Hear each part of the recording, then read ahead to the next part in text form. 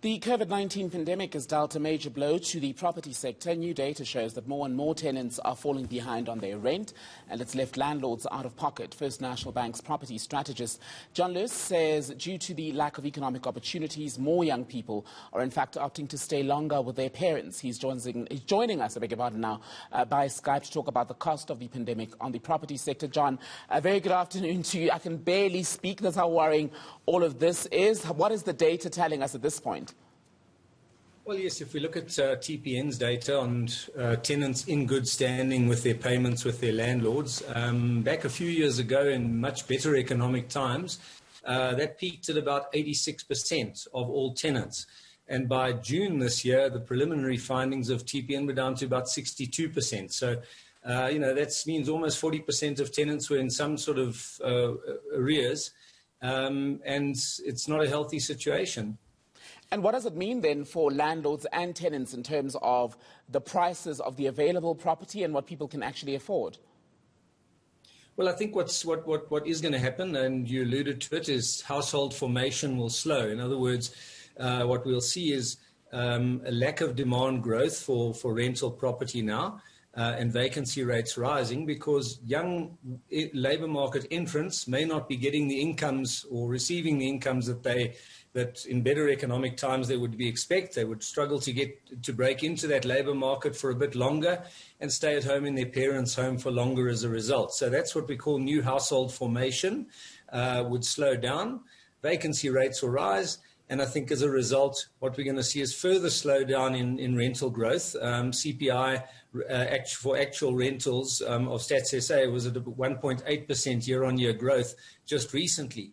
All the way down from above 5% about 2 years ago. So, and I think that trend will continue, possibly even with some rental deflation, as landlords need to look after a good tenant if they have one, or need to attract a new good tenant if they don't have one, and it'll be a lot more competitive for them with a lack of demand growth.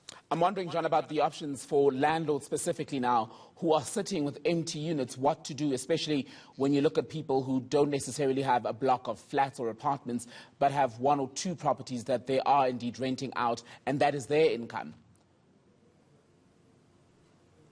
Yeah, and unfortunately for them, they would, in many cases, have to be more realistic and probably go for a lower rental. So, and I think that's going to drive market rentals somewhat lower.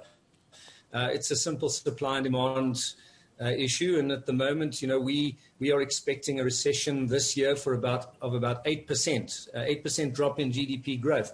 That's probably going to come with a significant amount of job loss.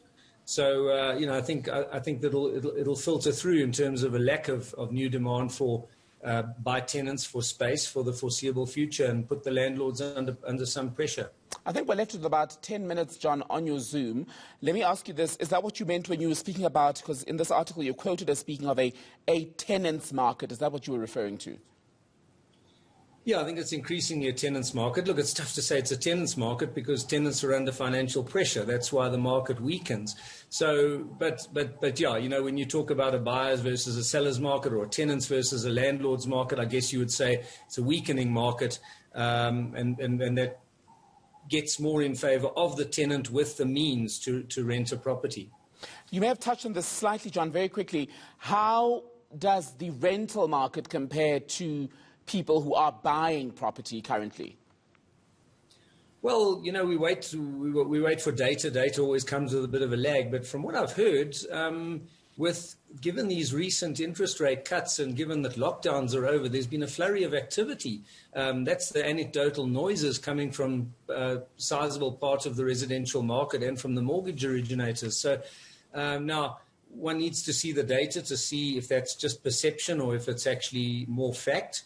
And also what we need to see is that not just a lot of it being delayed purchases that would have taken place during the lockdown but couldn't because the deeds offices were closed and people couldn't go and view houses and so on, so they put their purchasing on hold, and some of that's coming through. I suspect it is a bit of that. It's not just strong demand due to low interest rates, but I think that low interest rates do, relatively speaking, play into the hands of the home buying market, those who are still gainfully employed and have a reliable income will be looking quite excitedly, perhaps in many cases, at the very low interest rates now after these cuts and saying, well, maybe it is the time to buy and not rent. But I don't think that means a very strong buyer's market versus a weak rentals market. I think both will probably be mediocre to weak, but perhaps the buyer's market in the very short term, a little bit of relative strength.